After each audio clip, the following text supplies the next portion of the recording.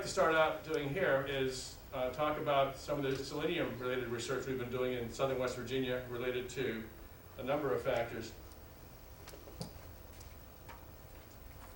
Do we roll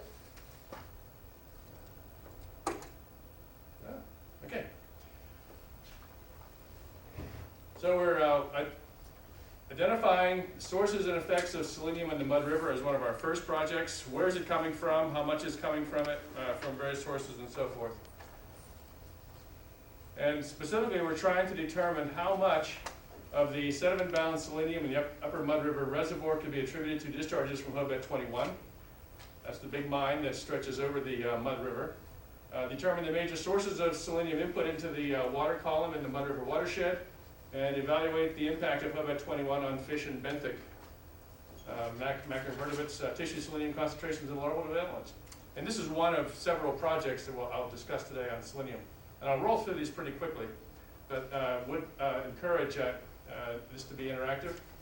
So in the water column sampling, we did a year's worth of sampling, 15 sites, and looked at a bunch of parameters, selenium among those, but also TDS, sulfate, pH, and so forth.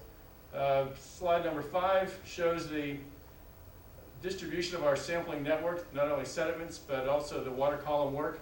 And the orange bit in the middle, that is Hobet 21 itself. Hobet 21 extends to the north and crosses the river, and the active mining is largely over on this side, although there's still some over on the north side of the river. And this is what the water column itself looks like. And this is total selenium averages. And if you walk down from site number 1, 2, and 3, those are upstream of Hobet 21. And then once you get to 4, 5, 6, and so forth, you're down in the, you're crossing through the Hobet 21 area, in the stream itself in the Mud River.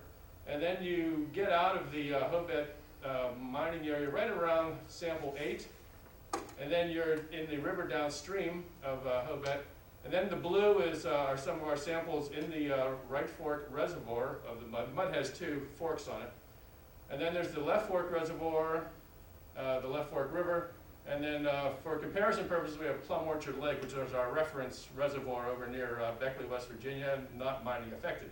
So what you see is as soon as you get into the area around Hobet, you start bouncing up well above that blue line. The blue line is about 5 micrograms per liter. I just put that in arbitrarily to give you some idea what the in-stream standard for chronic fish health ought to look like.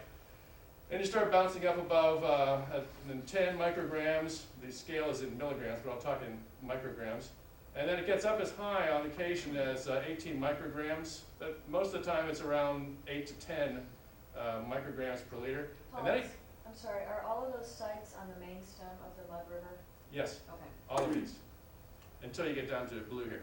And then once you get in the reservoir itself, the concentration drops off pretty dramatically, almost always below 5 micrograms. And in the left fork, on the other hand, the site that is fed by the left fork of the Mud River, there's very little selenium, and there's very little selenium actually in the left fork of the river itself. The reservoir discharge bounces up, but it's still below 5 micrograms per liter, and it's generally around 3 to 4 micrograms per liter. And then Plum Orchard Lake has almost no selenium. So there's no question about it. The selenium here is coming from Hobet 21. It correlates with a number of other parameters. I'll just show total dissolved solids as an example, but sulfate, pH, all look about the same. Actually, pH does not, but TDS and sulfate look about the same. So does alkalinity. So you're starting at these 3 sites above the mining area. As you get into the mining area, TDS goes up to, the red dots are the mean values. So the averages turn out to about 1,000. Some get up 1,800 milligrams per liter or so. Then they drop off again in the lake, and then in the left fork, you see very little TDS going on.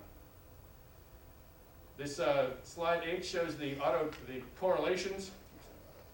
There's a high correlation between alkalinity and selenium, TDS and selenium, sulfate, even total organic carbon in the right fork. But the 3 are alkalinity, TDS, and sulfate. All are correlated with selenium. And basically that's your mountaintop mining signature.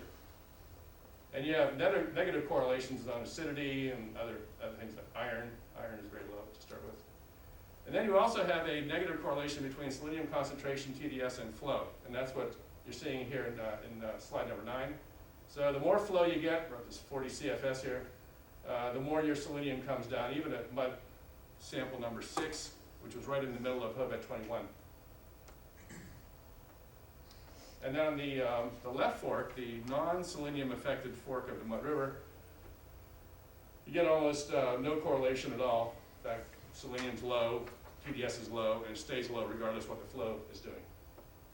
So, we wanted to see, what we're trying to ultimately do is develop at least a conceptual mass balance of where the selenium is coming from, where it's going, how much is piling up in the sediments, how much is leaving the reservoir, basically an input-output model on the reservoir itself. So we took a bunch of sediment samples. We had Stantec, a professional organization that was recommended to us by the Corps of Engineers, come in and do our sampling. They use divers, proper core equipment, and so forth. And we ran a longitudinal transect down the middle line of the thalweg, and then also took samples off to the sides near the shore, right and left sides. And we went to a maximum of 20 centimeters up into the center line, and then 5 centimeters off to the sides. Were those composited or were they kept separate, the side and the thalweg samples? Oh, they were all separately analyzed, yes. So this gives you some idea of number 12 of what the Mud River looks like. This is site number 1, way up near the headwaters. Very little flow. This is moving downward. One of the things you often see in southern West Virginia, particularly late in the year, are these algal blooms in the rivers like the Mud, the Coal River, and also the reservoirs.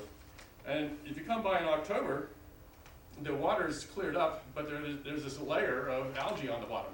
So we decided to actually sample that algae because some of the work at Kesterson and other researchers have found that algae tends to scavenge a lot of selenium in the water column and then precipitate it out ultimately on the floor. So we took some samples of algal material that we scraped off the bottom. And this is where moving down towards the lake itself. And if you see over on the right-hand side, you can actually see a lot of sunfish, bluegill beds. And then this is out in near the bottom, near the dam itself. It's a good-sized reservoir. It's about 306 acres. And it's also about 14 years old, so it's a relatively young structure. This slide shows one of the cores. Now the total organic carbon concentration, even though this is pitch black, is only about 2 to 4, maybe 5%. So it's not what I would call peat or even histic soil, but it's enough, obviously, to turn everything black, and I don't have to put my nose to it to suggest that